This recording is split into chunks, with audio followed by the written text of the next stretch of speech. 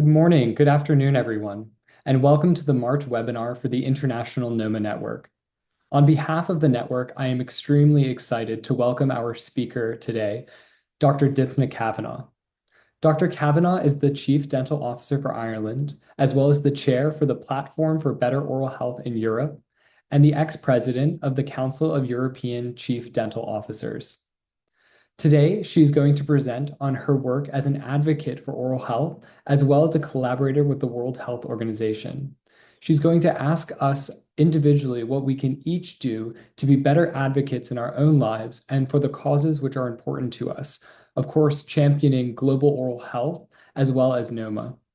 Dr. Kavanagh is currently traveling and has kindly recorded her presentation in advance, but will join us for the Q&A portion at the end. We thank her tremendously for her time and efforts, and without further ado, we will start her presentation. Thank you.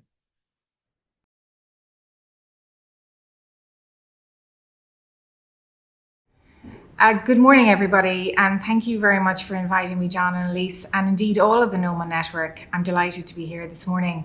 It's a week before St. Patrick's Day, and the sun is shining in Ireland, and I'm going to deliver this in two parts. So the first part is, as I said this morning, and we're going to focus on very particularly giving you a sense of the context of the Euro region and also of the EU.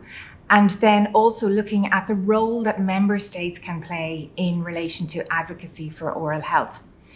And hopefully it will become clearer as we go through.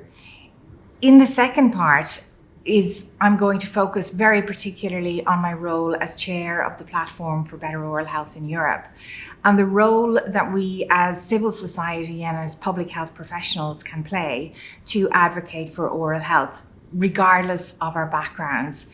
And so without further ado, I'm going to make a start on the first part. I have very much used the terms whispering because indeed often advocacy is considered to be shouting or gaining attention, but in fact it's the slow, quiet consistency and enabling and building relationships over a period of time that enables the most effective advocacy to occur. I've also taken some examples from really successful advocates in the past. And one of them being Mark Twain, which seems like an unlikely advocate, but he put forward two key principles in relation to advocacy. First of all, you must have your facts and your evidence correct. This is not a time for funny games or for being casual with regard to your facts and figures. All of you here are research workers and scientists, and it's important that we go back to our roots and we maintain that scientific evidence. If we are not sure of the facts, we do not present what we perceive may be anecdotal views, because they can take on a life that suddenly becomes a fact over time. So a very dangerous game. Secondly, I want to highlight what he said about tying up your cause. It's very comfortable in oral health that we talk to our own colleagues and professionals, that we align with our neighbours and those that we feel are speaking our language and are closest to us. But in fact, advocacy and activism is about getting out of your comfort zone. It's about talking to people who don't share your common language and don't share your interests. And that's something that's really important to keep in mind throughout this. I then looked at some other really powerful advocates, Mala Yousafzai from Pakistan, and it's about the power of one voice. It doesn't have to be a loud voice. It doesn't have to be said with anger or fury. It is about saying that you're using your voice and how important that one voice is. But also look to the very successful Samantha Power, the UN ambassador for the USA, and in relation to empathy, you must be both empathetic with your audience, but also you must be empathetic with the legislator or who you are trying to convince. Where are they coming from? What is their personal experience of what you are trying to convey? And how can you make it more meaningful to them that they will take on your cause? We also talk in Europe about some of our health promotion campaigns, such as making every contact count, and also the brief interventions in WHO. Even if you do not know what these interventions are, It is basically about making every moment, every contact, every person you meet is an important person. You may not think they're an important person, but you do not know people's background, and every time you can use your voice is of importance. So let's get to our closest neighbours in the European region and who we are working with and who we want to listen to us. When I speak about the European region, I'm talking about the WHO region. But first, let's come back to home, to my home. I live in the west of Ireland in Limerick, and I spend most of my personal and professional life there. And the west of Ireland is interesting, particularly in my city, in that we are the only city in Ireland that has its own independent mayor. We manage our own finances, we do our own thing. The rest of Ireland is completely dependent on the national state, whereas we can dictate our own finances for our city, probably similar to many of the cities where ye work and live. However, when the system was being developed, this new mayoral system, we developed our own motto for the city, which is known as the Atlantic Edge and the European Embrace. And I think this is really important to remember for advocacy as well. Because again, like I mentioned earlier with Mark Twain, when we talk about the European embrace, that's where we feel comfortable. That's where we naturally felt we should be getting our money, our finances, our working relationships, our tourism from. But what Limerick decided to do was to push itself forward and say, well, actually, if we look out over the Shannon and we look across the Atlantic Ocean, our first stop is America, to South America, to North America, out towards Australia and Canada and Africa. And what it's saying is, let's push out of our comfort zone and engage with people and cultures that are in many ways very similar to ours, but just because they're a bit farther away or we're not meeting them every day, we should stretch out to make that communication. Remember this, it's a really useful motto, not just from Limerick, but also when you're thinking of your own advocacy strengths. And into the Euro region, it is vast. So Limerick is quite tiny and Ireland is quite a small member state. In fact, there are 53 member states in the whole WHO region. And important to remember that there are 6 regions of the WHO, and of the Euro region, we make up over a quarter of that population and over a quarter of the member states. We stretch in maritime terminology from the Atlantic to the Pacific, from the Baltic to the Mediterranean, as you see there, but we are not homogenous. There is very clearly a line between the north and the south and the east and the west, where the northwest is significantly more wealthy and richer in resources than the rest of the Euro region. I want to give you a sense of what the population of Europe is struggling with, and indeed its legislators and those we're lobbying too.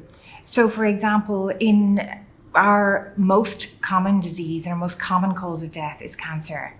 And our rising concerns are in relation to diabetes and obesity. And you can see many analogies here between our general health and oral health in cause factors. It's fair to say that cardiovascular disease remains a concern in Asia and in the eastern areas, but has plummeted significantly in the western part of the Euro region. However, this brings us on to the causative reasons of this concern. So we remain really concerned about tobacco use within the Euro region. We have had significant success, certainly in the last 20 years, and indeed Ireland was significantly involved in spearheading the public health campaign for tobacco-free areas. However, our females in the Euro region, we will not reach our target in what we hoped for their reduction in smoking use, and indeed particularly for our females under 30.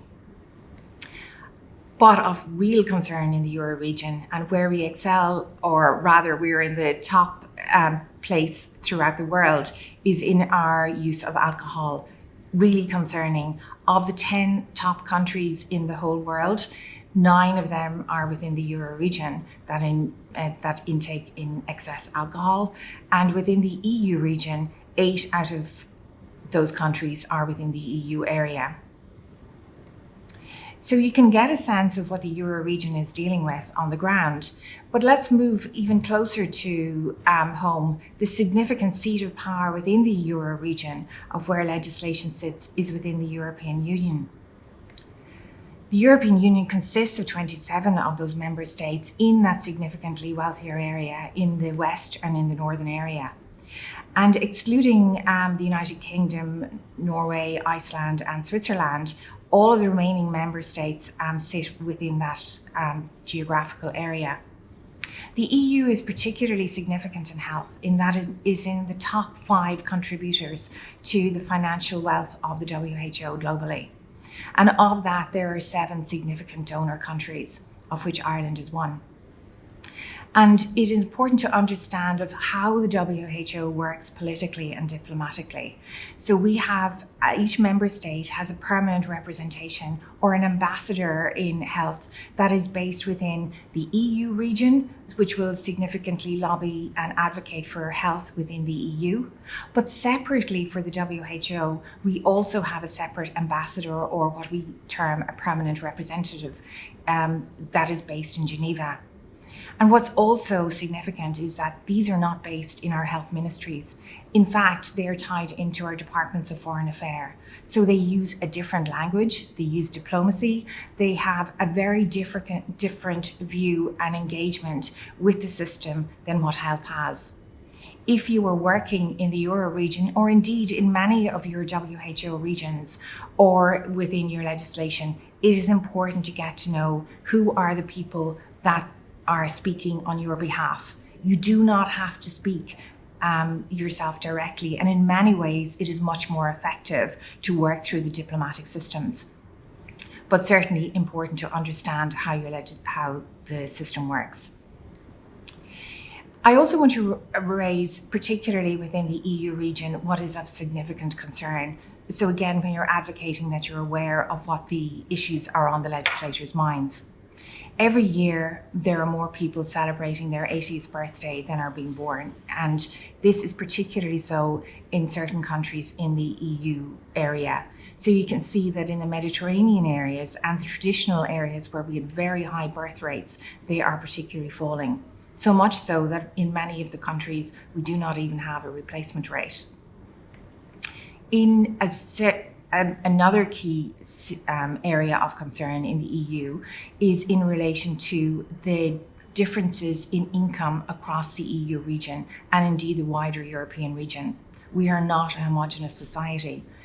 Even within the EU itself, which is significantly wealthy than the rest of the Euro region, we can see there is even a divide between the northern and western areas there, where there is significantly greater income and earnings in the northern and western area.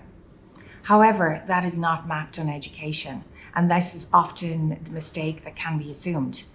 In fact, in Europe, we are very equally distributed in relation to education, and many would argue that the southern and poorer areas are in fact of greater education, particularly in those professional areas that we are used to, which has resulted in a movement of mobility to the wealthier areas of many of our educated individuals from the south.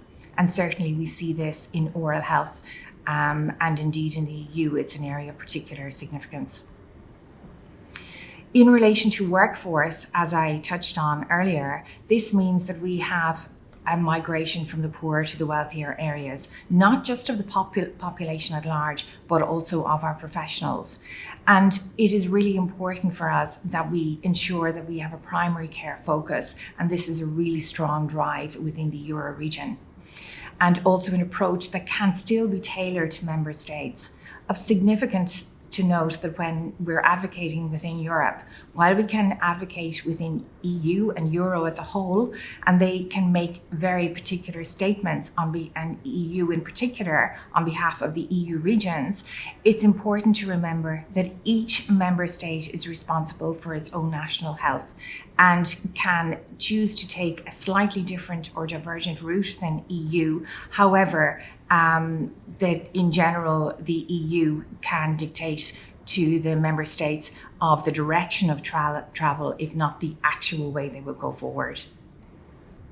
So we can see what the geographical area of the Euro region in the WHO is, how large it is, and we also can see the power of the EU within that region. However, what has the WHO, what is the value for each member state in being part of the WHO? Well, within Europe and indeed globally, we're all aware of the significance of the Global Oral Health Action Plan, and indeed prior to that, the game-changing resolution in oral health that the WHO put forward. Of real significance was the statement that the Director General, Tedros Ghebreyesus, made, highlighting how long that oral health had been neglected within the global oral health agenda. And we can see his emphasis in particular in relation to the access to prevention and also the care that is required for each member state. The WHO has moved significantly since 2021, since the resolution was produced. And since then, we have had three significant reports.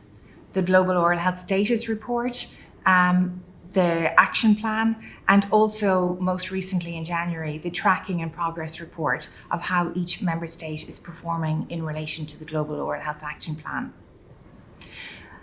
And so what does this mean for the Euro region in oral health? Well, WHO significantly produced reports for each individual region. And what it asked for as the Euro region was really quite different to many of the other areas. And that is because the oral health in Europe is also quite different. Well, firstly, mirroring what's happening in the rest of general health, we have the second highest level of new oral cancer cases per year at 18%. This compares to India, which obviously is the highest rate in relation to its tobacco use, but it's very significant in such a wealthy Euro region. We have the highest level of tooth decay, but it is important to note that in our younger cohort, that has significantly reduced. However, what is of concern is what's being reported is what we presume is what is happening. And that is bringing us right back to our factual evidence and arguments. What is reported is predominantly caries. Our concern is that periodontal diseases and indeed many other areas, such as indeed Noma, and the being reported is not raised within the Euro region. If we look at the per capita expenditure across the Euro region on oral healthcare, taking into account both private and public healthcare, you can see that there are areas where there are vastly different amounts. And you can see the central area in particular in Scandinavia, moving down through Germany and into Italy, spends significantly greater amounts, both publicly and privately, on dentistry than anywhere else. However, this is not matched in its equality and access. So indeed, the very countries that are spending the most on oral healthcare do not tie up to those with the greatest access. And we know that the people who are least likely to get access are those that are most vulnerable and significantly more deprived. And so it is important when we're talking in advocacy and legislature, when we look for more resources or looking for more finances, that all of the evidence shows is that it does not necessarily translate into better access to services, which is of great frustration to the legislators. With regard to what WHO then asked of Europe in the context of what was being reported, first of all, their real concern, reflecting on the amount of expenditure in some countries vis-a-vis others, was with regard to governance, and saying you must have a policy, a national policy within each member state to significantly improve and measure how there is services provided to the population. Secondly, you need to move away from an interventionist approach and have a greater emphasis on promotion and prevention. Europe is very significantly focused on an interventionist approach to oral health. And its third aspect is in relation to oral and primary health care. One of the real concerns within the European region was the overemphasis on hospital and specialisation, and certainly they wanted to have a refocus on the need for ensuring that routine and essential care was available to every European citizen. And then finally, as we highlighted before, and of no surprise, was the concern in relation to workforce, that we have many of the workforce unevenly distributed, and where they are distributed, they remain in the wealthier areas, and those areas that produce more do not significantly gain more advantages from their profession. So that is what WHO has asked us to do. And in many ways, we are very grateful to WHO for giving us the leverage and the tools to advocate for better oral health. So what do we do in response within our member states? Well, I can only take an example from my own member state, which is in Ireland. And first of all, to look at your own area, which was with regard to Noma. While it was significant that Ireland is not affected by Noma, you could argue, so why would we have taken any interest in this regard? Well, again, it's about going back to that notion of empathy right from the start, about understanding we're not in that position now, but with the level of mobility coming into our country and understanding that we're also part of the greater global community, that is important that we look, horizon scan, and see what's happening in other areas. And so for Noma, we were approached by Médecins Sans Frontières who engaged with us in a very personal conversation initially and highlighted to us the importance of Noma. From that, they developed a film, which I'm sure you're all very familiar with, and that was broadcast in a Dublin cinema, and we attended as the Department of Health. Out of that, we took the opportunity then to speak to our minister, and then Nigeria wrote to us so that we could get ministerial support for that. But how did it work that we were able to convince our minister? Well, in fact, it was by using a very personal and using the significance that Ireland in its Great Famine was actually recorded in its census at the time that Noma was amongst the population. And because it brought home brought it closer to home, and that was part of the Irish history and could be so again, that it influenced our minister to support Noma, albeit it wasn't of direct significance within Ireland, was a perception. But also there was a very strong view that Europe had to had the resources and had the relative wealth to support research and to advocate an epidemiology in other areas. And that because that was our strength, it was important that we would significantly support Noma into the future. Then that did result ultimately in us supporting Médecins Sans Frontières when they brought forward a side event as part of the World Health Assembly in Geneva in 2023. And indeed, it was our Chief Dental Nurse Officer who in fact made one of the key speeches at that side event. In supporting WHO globally, Ireland didn't in fact have a permanent representative that was dedicated to health until 2023. And so we were never in a position to move forward significantly and what they call speak from the floor as an ambassador can do at the executive board which is held in January in Geneva and then significantly followed up in May by the large World Health Assembly of the WHO. So when we did appoint a permanent representative, I requested that we would go forward and have an oral health side event. And in many ways, because we had a new ambassador, it was, an opportunity for us to get oral health on the agenda. And so we asked, it also was really important as a member state, first of all, that we would let the ambassador take the floor in January. And for the first time ever, in January 2024, Ireland spoke from the floor at the executive board, having submitted a briefing paper and focused on the importance of oral health. It raised many key areas, and one of those, in fact, was Noma, to emphasise the importance of globally and for the Euro region that we must continue to support Noma, as well as looking forward to the Global Oral Health Action Plan. After that, then, we went forward to support an oral health side event at the World Health Assembly in Geneva. And it's important, if you can look on the WHO website and in fact see all of the papers that would have been submitted in leading up to that event. There are some key areas I really like to emphasize about a side event. First of all, we worked not just on our own, but we worked across all of the 6 regions. So while Ireland was the key host, we in fact co-hosted with all of the regions in WHO. And again, in advocacy, it's really important that you learn to let go, that it's not just about yourself or about your member state, it's about working with and through other people.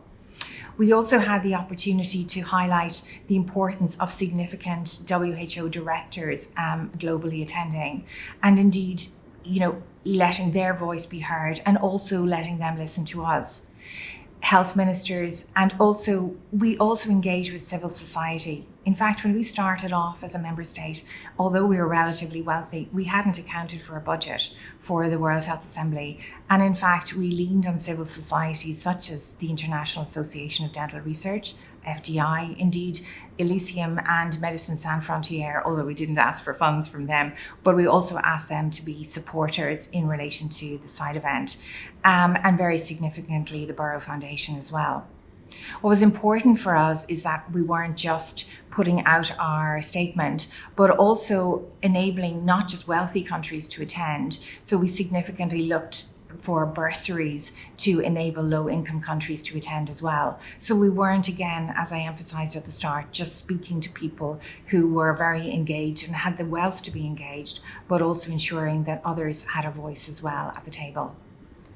And this resulted in the first oral health side event since 2007 at the World Health Assembly, and very significantly focused on the Global Oral Health Action Plan. And I think it's important that you get a sense of what that felt like at the side event if you haven't had an opportunity to attend or to see what it was like. And with that, I want you to see a clip of the Elysium presentation at the WHO side event. My name is Dympna Kavanagh. I'm a Noma survivor from Nigeria. Thank you for the privilege given me this evening to be in your presence and share my story with you. I started my life in an awkward way, not like other children. I was living with my grandparents in their village in Nigeria when I was affected by an unknown disease. They tried what they could, but the disease got worsened and rapidly destroyed my face. We learned that this disease was called Noma. Today, I'm very proud to be working with MSF in a hospital treating other Noma patients and to be the co-founder of the first Noma Survivor Association, Elysium. My motivation to speak out is because 90% of the people affected by Noma die within a few weeks. And we can avoid this. And you oral health experts have a big role to play. Noma used to exist everywhere throughout Israel. For example, during the famine in Ireland, and yes, more research is needed, but we know exactly what to do to save lives. 6 months ago, Noma was included in the WHO list of neglected tropical disease list. This is the result of our collective efforts. We have done it together, and I'm sure we can do it again by making sure that Noma no longer exists. Very soon, Noma no longer exists again. Thank you very much, and I love you all.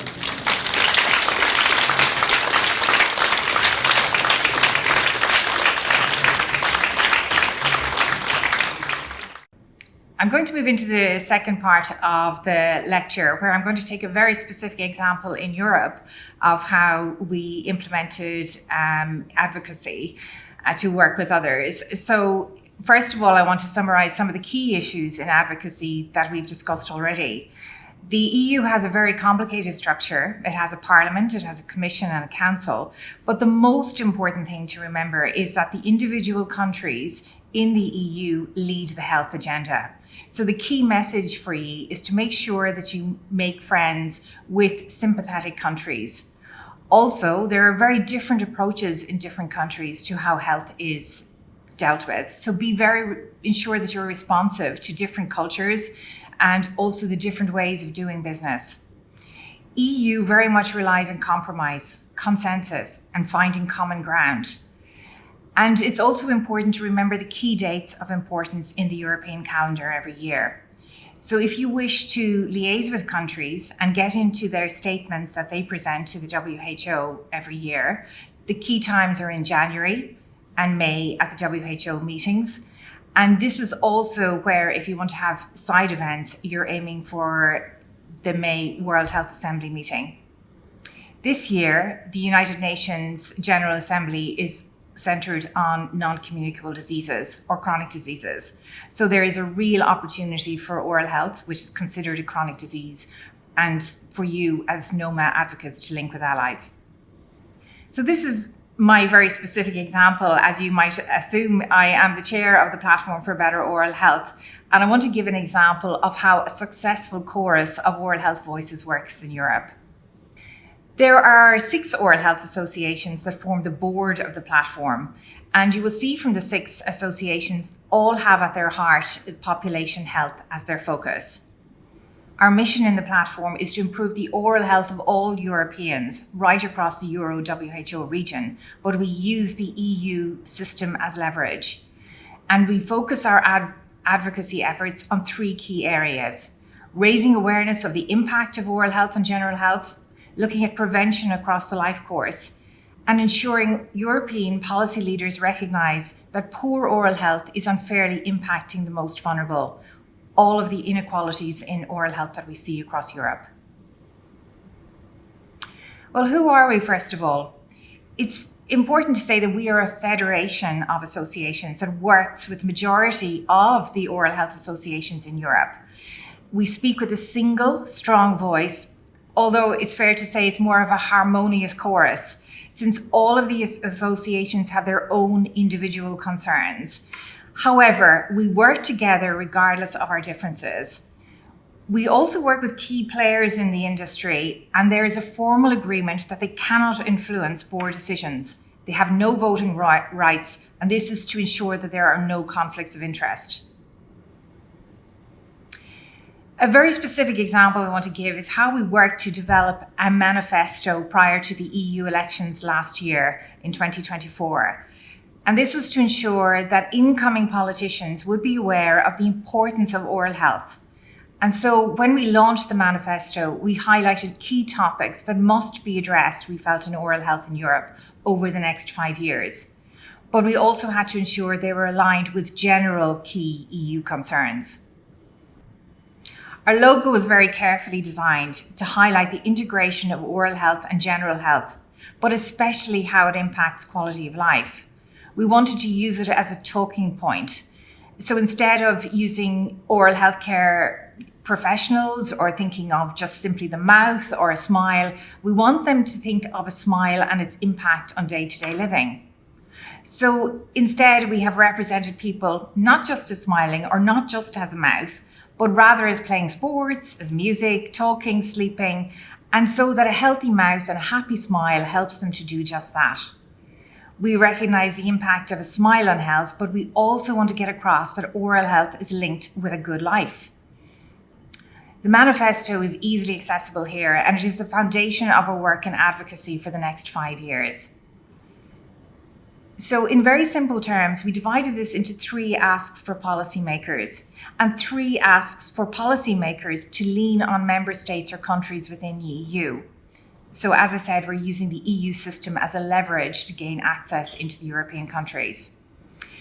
The main issue for the EU is to ensure that oral health is in all EU policies that are written. For member states, a key ask was to ensure that they would support the WHO Global Oral Health Action Plan. The other 2 asks are also aligned with the WHO plan to encourage best practices in countries and ensure that they are evidence-based, while also ensuring that we focus on primary care oral health care professionals within countries. You can see that our specific asks in the manifesto are directly aligned with the Global Oral Health Action Plan. And I chose as examples in the 3 areas of governance, prevention and research agendas, which you will see as part of the 6 strategic objectives in the Global Oral Health Action Plan. This is currently the main discussion in the platform as to which strategic and manifesto objectives that are tied to civil society action in Global Oral Health Action Plan, and that we must focus on to gain traction within both the WHO and within the EU. It is important that we maintain the language and the focus on the common concerns of both institutions. Because while the EU is really important to the WHO, it's also fair to say that the WHO is also very important and a strong influence on the EU. Our greatest allies when we were developing the manifesto were outside of oral health, because they had very well established lobbying voices within Europe already. And they also shared common risk factors with us. I would say one of the most powerful voices that we got brought into our arena was Eurocare, which are the main lobbyists against alcohol in Europe. And what we found was we shared an awful lot of common ground in relation to how we addressed alcohol, but also how we had to combat the sugar industry. Prior to the manifesto, we always advocated that on the basis of oral disease prevalence, that is how common it was across globally and in Europe, that oral health was really important. And also we emphasised the impact of oral health on general health and that it is entirely preventable. However, WHO very much highlighted to us in the last year, and particularly in the Euro region, that premature mortality and death are the single biggest issues that the governments focus on and listen to. And so we very much decided recently that we need to shift the messaging towards impact on quality of life in chronic disease. And this will open the doors to better inclusion of oral health. So in conclusion, what I'm saying is rather than focusing on the prevalence of the disease or the prevalence of an issue, that it's more important to focus on how does this impact on the quality of life and look at how we can refocus our message away from a disease-orientated message to a very positive message on impact of life and ensuring it will be better. In fact, most people are affected by oral disease turned out to be not as powerful a message as we thought it would be. Instead, as I said, we need to change our language and our emphasis and also see what is the most effective type of language we use. Commonly, we use very scientific language such as indices of dental caries or periodontal disease, and this is indeed like a foreign language to politicians. Assessing good oral health in terms of functional impact, such as the ability to speak, eat and drink, allows the public to rate their oral health according to the impact on their quality of life. And this was a really important message for politicians, and they could really understand that much more than looking at disease prevalence. However, I think the single most influential impact on the way we communicate with EU lobbyists and politicians and policymakers has been to bring in the economic language into oral health. And so I'm not presenting, obviously, my work. This is the work of Marko Vucisic and Maria Ryan, in particular, with the World Economic Forum, and looking very particularly since last year on the economic rationale for investing in oral health. And this has really changed the way we have approached advocacy. So some of the publications that are really important to look at in any stakeholder engagement is to look at the World Economic Forum white paper in relation to oral health and economic rationale, and also to look at their other associated publications that have been developed by the World Economic Forum. What we've really seen overtly is that money is the common denominator for all countries, leaders and the public. Both how much it impacts on the public and what they have to spend in oral health and what neglect will cost them. So there has been a series of other supporting publications within The Economist magazine, which has gained really popular traction. So since 2023, The Economist has published annually a whole dedicated issue to oral health and the costs and impact on the public and the economy at large. Indeed, the second publication in The Economist, which focused on the cost of not preventing dental caries and not preventing periodontal disease, was launched on the very same day as our manifesto in the European Parliament. And it illustrated that how you can save multiples of what is spent on intervention by simply putting in strong prevention in place. The third publication of The Economist, which is due this year, will look on the impact of oral health on general health and how that too will save money. By preventing poor oral health, you can indeed impact on the positive savings of general health.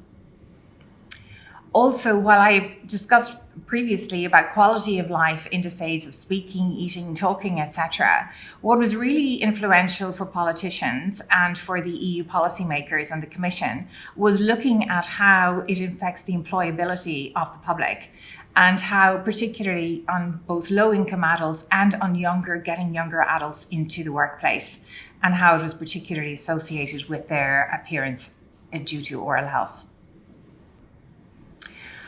I suppose what I'd like to look at to the future is, you may have heard of the Bangkok Declaration, which came out of as a result of the Chief Dental Officers Global Oral Health Conference, which was held by global WHO in Bangkok last year. But it wasn't just Chief Dental Officers that were present. There was members of all of the states of government for the majority of oral health communities and member states that are part of WHO. And basically what it put forward in the declaration, that good oral health is a basic right for all citizens.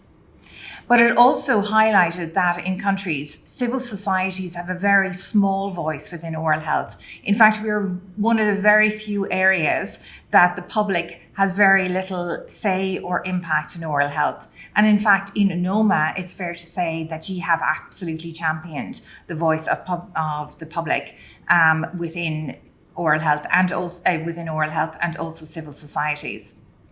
So it is important to look at, as part of the Bangkok Declaration, every civil society or stakeholder has an opportunity to put forward a global health commitment and submit it into WHO. And what this global health commitment is very much about looking at a commitment out of the Global Oral Health Action Plan that you as a civil society can sign up to and state publicly and submit into WHO, and also evaluate on an ongoing basis and present your findings to the WHO as to how you're achieving success in that area. It's a very good way of advocating for your civil society and raising the profile of the particular area of disease that you're interested in, which for you is obviously in relation to Noma. So to give you an example, it just very recently, in fact, it was just 2 days ago, I'm now March the 12th, and so on the 10th of March, the Platform for Oral Health decided that we would put forward a joint action across Europe as part of our global oral health commitment. And what that means is that we are selecting 3 key asks out of our manifesto that are also co-jointly reflected in the Global Oral Health Action Plan. And we're going to link with other allies and stakeholders, and also with politicians and with EU policy makers. So a really mixed bag of different people to join together and to sign up to a joint action and work together with us to raise the profile of oral health in Europe and globally, so that we could present it at the United Nations Global General Assembly meeting as what Europe as a whole is hoping to do in oral health in the future, and that we will sign up to commit to 3 key asks that we want to achieve by 2030. So this is just one example, and I'm happy to discuss this in the questions and answers as to how you can do something very concrete and task-driven as part of an advocacy. So rather than just talking, it's really nice to translate that into a really clear action and deliverable that the public can see and the public can join up to and support. So in summary, I suppose I just want to give a very quick overview of the second part First of all, we talk about the rule of rescue, and this is very important in advocacy in oral health, in not just in oral health, but in all parts of health. In general, the public and governments as a whole are more committed to looking at areas that cause death or premature mortality. And what we're trying to do now is start to change that language and change that messaging to focus more on the positives of improvement of life. It's also important to mind your language. We're all scientists, we're all research advocates, but it's important to remember the people we're talking to don't use that language. The language that people use is about money, about surviving from day to day, and money is a very important currency for them. And also, very finally, just to say, it's important to have a single strong voice. And as I said at the outset, yes, even one voice starting off is really, really important, but try to get into a harmonious choir. Bring your allies together, choose your friends carefully, and look outwards and onwards to bring people together. In fact, in Ireland, there is a saying, Oscailga, Urscoa Chéile a Bhuireann na Duine, which means, under the shelter of each other, people survive. Or in even simpler terms, we are always better when we work together to support each other. And so this is very much about me saying, as an advocate for oral health, that as part of our community, we very much want to be here to support Noma and survivors. And we also hope that you will work with us to support the greater advances in advocacy in oral health. I just want to finish up by, of course, thanking you for listening to me so long, but I'd really love you to have an opportunity to listen to what was presented at our side event last year. And this is the regional director in the South Pacific. And I think he's a really fabulous example of true advocacy in action. And this is the type of, your advocacy is being successful in oral health when you hear governments and politicians and policy leaders being able to articulate the importance of oral health in this way. Thank you, and look forward to your questions. I would like to thank the government of Ireland, our member state, that co-hosting this very important event, the first oral health site event. And I think this is a milestone. Oral health has been neglected for many years. And I think we cannot achieve universal health coverage without oral health. If that's the case, then we will have oral health for some, not oral health for all. So I would like to congratulate all the dental associations globally for this milestone that is happening now, and we are looking forward for the future. Can we all put our hands together and congratulate all the dental associations globally for this milestone?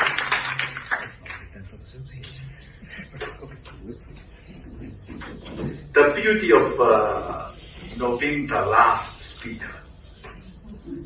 You can only say you prepare a 4-page speech, but when everybody talks before you, the only thing I can come up with, I agree with everything. So you will end it up with just 1-page speech. My wife is a dentist. My eldest daughter is a dentist. I'm a surgeon by profession, and I'm the first Pacific Islander to be in this role of Regional Director for Western Pacific region.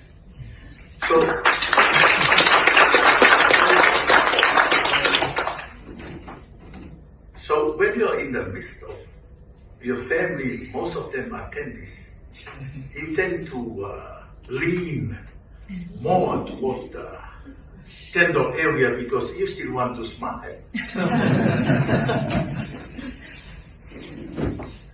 And as we conclude this side event on oral health, I'm heartened by the commitment and enthusiasm. Your discussion have highlighted the urgency of addressing oral health as a global health priority. Earlier this year, in my inauguration speech as the regional director, I said, oral health will be one of the health priorities for the Western Pacific region.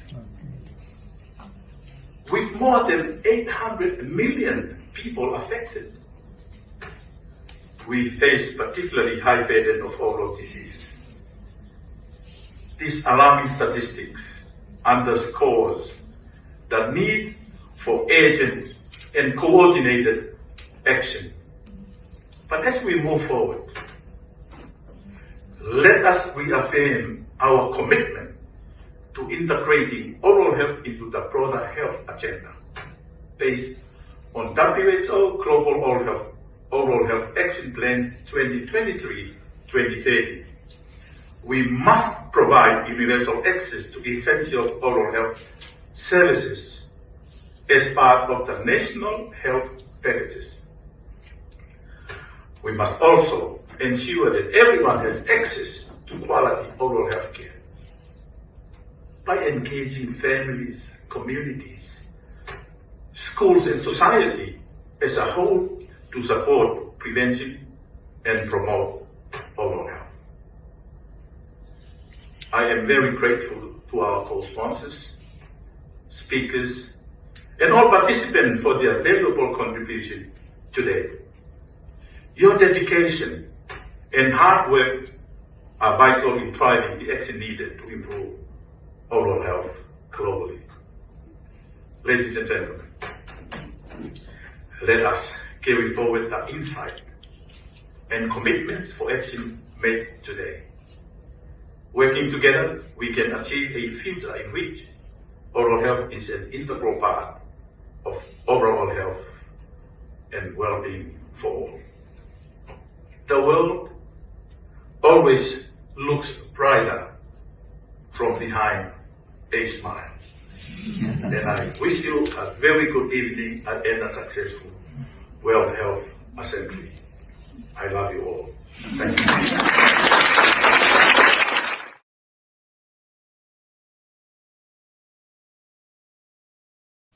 Thank you very much, Dr. Kavanagh. I see you have joined the call. Thank you so much for taking the time to put together this video. I think I speak for everyone on this call to say what amazing work that you're doing. And we just thank you so much for that work and for your time to present to us this afternoon. I'll take the right of the chairperson to ask the first question. I'd really love to know, you spoke about the global oral health commitment and how individuals from civil society are able to submit to the WHO for a particular topic, and then they can evaluate that topic and present more on that topic. I was just wondering if you could speak a little bit more about what that process looks like and perhaps how we as Noma advocates and some of us members of civil society ourselves could actually get involved in that process. Sure. And indeed, John, as I said earlier on, the pleasure is all mine to be here today. I mean, it's great to be able to engage with people who are so enthusiastic and so committed to advocacy for the most vulnerable in society. So very heartening to see that. With regard to the global coalition, basically in the ideal world, there was supposed to be a form developed post-Bangkok. And when I say post-Bangkok, that's post-November. There was the WHO pulled back a little bit in the beginning of the year to consolidate because they had a change in some of their funding streams.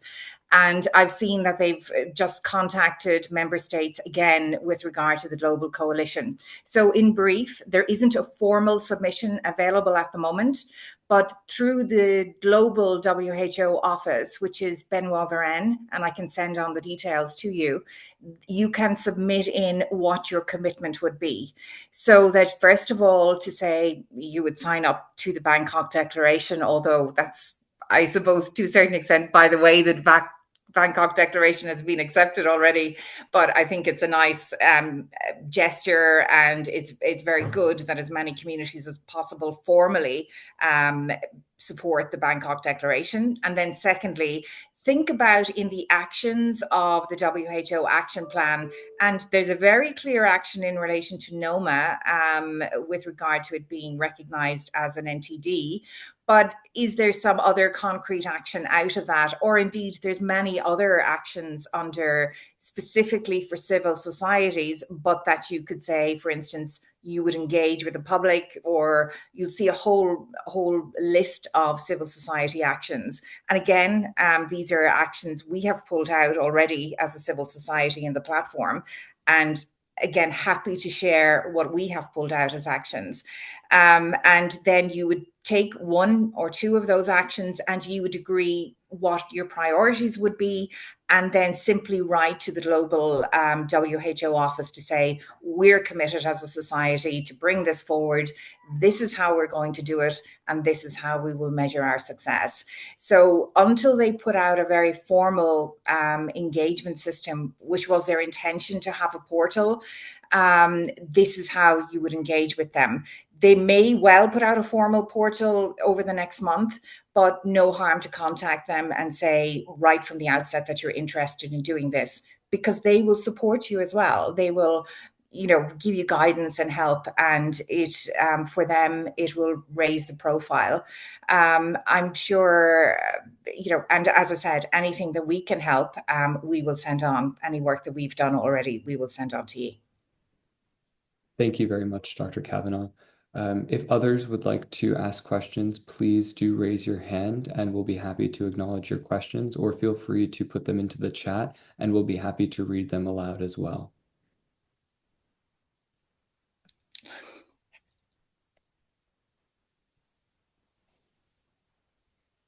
If no immediate questions, I do have other questions, so I will let everyone else formulate theirs and I'll ask another. So you said during the presentation as well about how important it is to frame our messages, and that sort of from a global perspective, we're moving from a prevalence perspective and to more of an effect on quality of life. And of course, we know that Noma perhaps doesn't have the largest prevalence internationally, but it does have an extreme, severe, and significant effect on the quality of life for the individuals for whom it affects.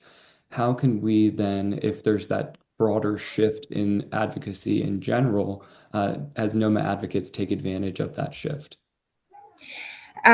Yes, I think that shift is going to come from civil society, and it's really important to lobby or advocate rather into member states, of which I am a member state as part of WHO, but to let member states know that, it is important to recognize quality of life. So that's the very first part of it, to move that shift away from premature mortality, or just, as I indicated, the rule of rescue, move away from death. So the very first stage, John, is that we do need more emphasis from all of us to have the importance of oral health in general, and indeed Noma in particular, to say to our member states who are the body of WHO and advise WHO to say, we want to have this shift to occur. The second part of it is in relation, what I found very effective within my own ministry was that personal side of it. So with regard to Ireland, say for instance, Noma was within the census during the Irish famine, and it was recorded in the Irish famine. And it was very difficult for me to get attention from the ministry because, it doesn't affect Ireland right now, and we're a relatively wealthy country. So by taking something very personal to a member state, and Ireland wouldn't be unique in that context. There are many other countries that in their past would have undergone, famine and dismay, and in their census you will find possibly that Noma was recorded. And indeed, obviously in the Second World War, very clearly recorded many times. So it's about getting that personal link as well. Yes, the money part and the cost effectiveness, but by using the language that will also have an emotional sense for people, and say, yeah, there's something about, you know, the generation in our family, in our land, that were affected by Noma. And I think that can be very, very effective, that personal link as well. And certainly was what turned our ministry to sign up, to say, what, this could happen. This has happened before in Ireland. This could happen again. We're so lucky we're not in this situation right now. We're so, you know, we are so fortunate not to be there. But our ancestors, and, you know, not very many generations back, were in fact affected by Noma. So yes, I do think that's really important. I do think the language of, as you rightly say, of prevalence, it resonates with us. But yeah, it doesn't. It feels very scientific, very, you know, of another world when you're talking to politicians. You know, so as I said, that personal connection is really important. Thank you very much. I see that there was a question posed in the chat. What actions or strategies have been taken by the WHO, particularly in resource-limited regions? I think perhaps it could be, if it's all right with the poser of the question, perhaps precising that to Noma or to oral health. Are there, you know, what strategies have been implemented, to your knowledge, by the WHO? Okay, so the WHO takes a very supportive role, and I think it's important to recognize that the WHO is only as strong as its member states. So very much it's about influencing, about developing the action plan, about developing evidence basis for us to intervene. So just yesterday, they launched what they call the quick buys. So evidence-based interventions for non-communicable diseases, including oral health. That would be part of quick buys. And by quick buys, they mean 5 years, so that political governments would take interest in them. Anything beyond 5 years, political governments are not interested in. Even 5 years is quite a long period for them. So they are very much about providing the supportive environment of, as I said, evidence, action plans, encouraging on strategies, but it is, and encouraging resources to be spent in oral health. But it's back to us as, well, chief dental officers or policy workers, or indeed civil society, to then put the flesh and the action on that, to advise member states to say, yes, WHO wants an action plan, and this is how we want you to do it, and this is how we want your resources to be spent. And I think I may have raised with you, John, in the past, is that WHO at the moment appears to be, you know, they don't have as much funding as they have had in the past. And I do think it's a really strong opportunity for us now, as member states and civil societies, to come out and say, actually, we recognise we don't expect WHO to do everything. In fact, it's up to us to start to, you know, putting flesh on the bones of the action plan. Like with the Global Coalition, this is about us stepping up to the plate and saying, okay, you've done the action plan. This is what we're going to commit. This is what we're going to do about it. So WHO stays very supportive, always in the background, but they will not intervene. They will not jump into a country and take over and, you know, start developing policies. That's very much about the governments and the advocates within the country themselves. So and when you look at the actions in the WHO action plan, 44 of them are for member states, and there's only a very tiny portion actually that are for the WHO themselves directly, and a huge amount for civil society as well. See, another hand is up there as well. Yes, absolutely. Thank you for that. We'll recognize the individual who has their hand raised, Mohammed Awal. Oh,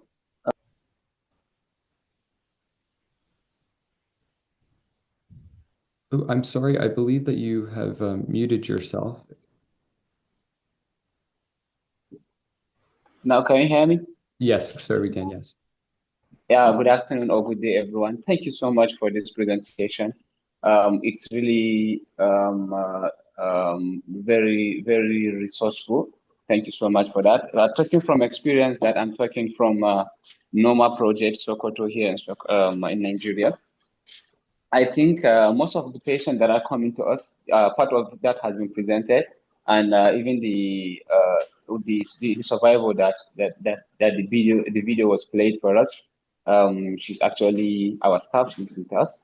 So most of the patients we are seeing, they are coming from areas of low, or a patient with a problem of low socioeconomic status, and the way the economy of the country is moving now, it's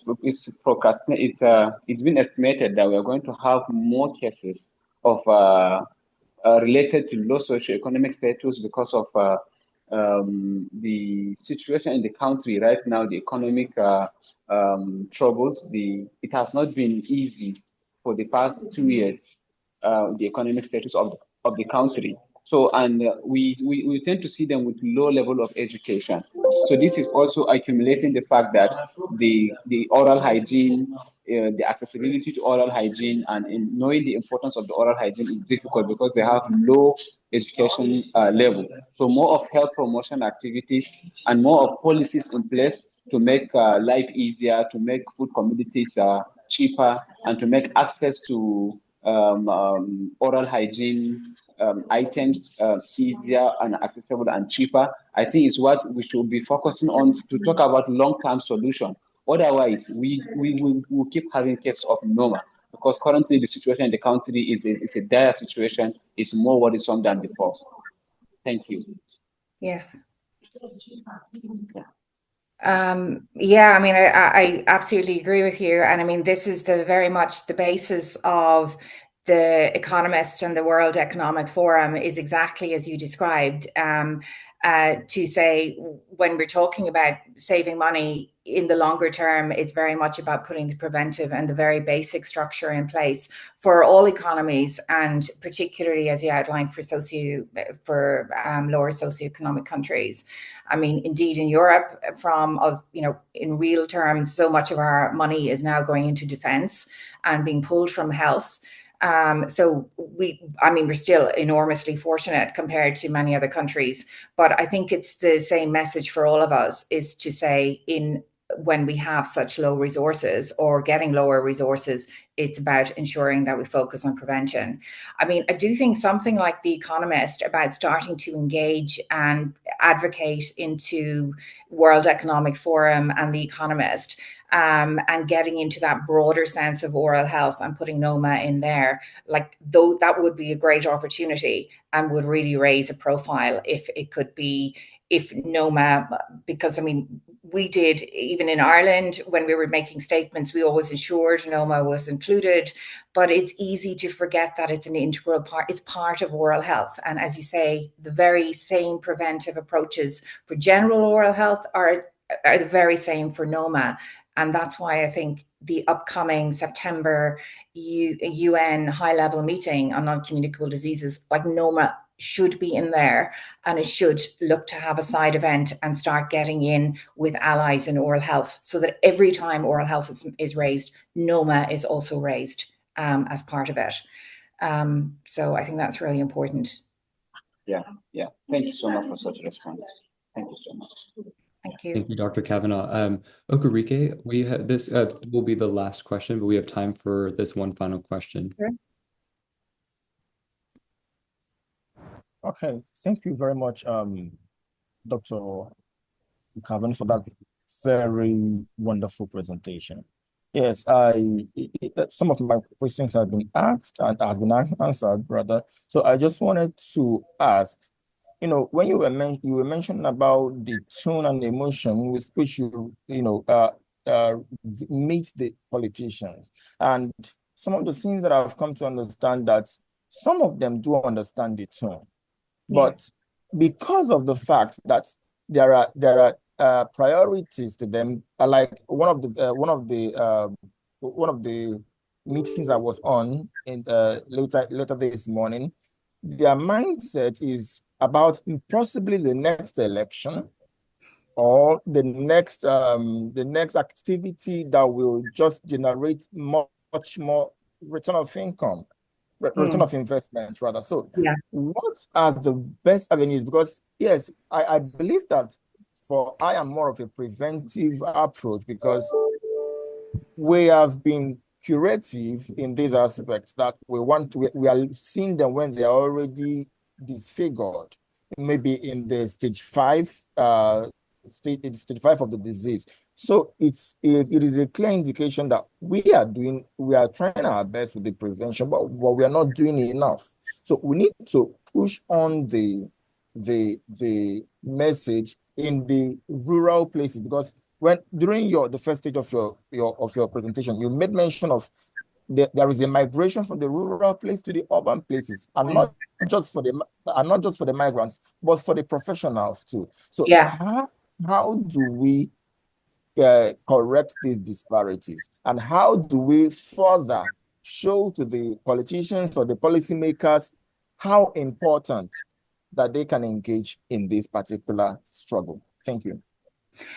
Yeah, I mean, very similar issues that we're struggling with in, obviously in different financial circumstances compared to yourself, but a very similar struggle again. I suppose one of the big issues in relation to workforce is about us letting go as a profession, as dentists, and looking. And I mean, I know that in Nigeria, I know that in Africa, you have already done great work in relation to community health workers. But it is about the profession letting go and getting much more self-care into the communities, and that it doesn't have to be a professional that goes in there. I suppose one of the opportunities would be to look. So some of it is around the workforce going in, and then seeing if you can get WHO to support what we call a quick buy. I mentioned that earlier on, so that there's something very tangible that a politician can sign up to and say, this is something I believe in. So for instance, in Ireland, our own minister is very keen on mobile clinics. Now, she's only just raised it and talked about it. And in Northern Ireland, you'll see, and in England and places, they're very keen on these areas. And so it's about bringing a community clinic into a remote area. And it's something that the politicians like, something very tangible that they can see, and then to see that the outcomes would be very beneficial. So I'm just wondering, listening to you, is there an opportunity to maybe link with some of the larger groups, like the foundations, the advocacy foundations, like I'm saying Borough Foundation, I don't know if you've worked with them before, or some of the other foundations, and see if you could get a very tangible project to describe, as you say, that would go in and prevent and show an outcome within a period of time that WHO would recognize, and that your politicians would recognize.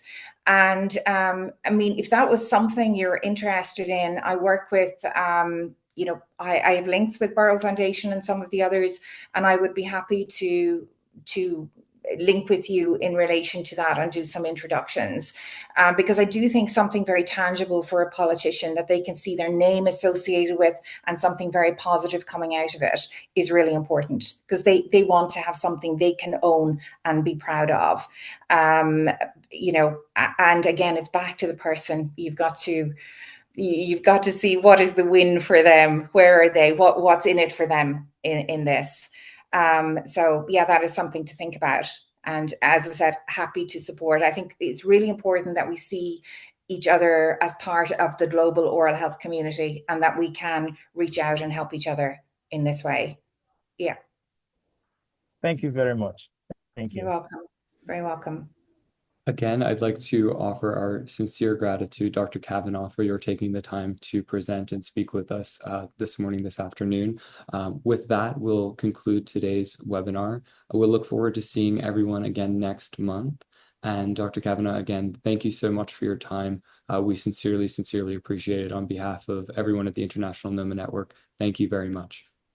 Thank you so much again, both Elise and John. And I made some commitments there, so please ensure that they're followed up, because I intend to do so. And again, I'd love to see you putting in a global commitment into the global coalition. That would be fantastic.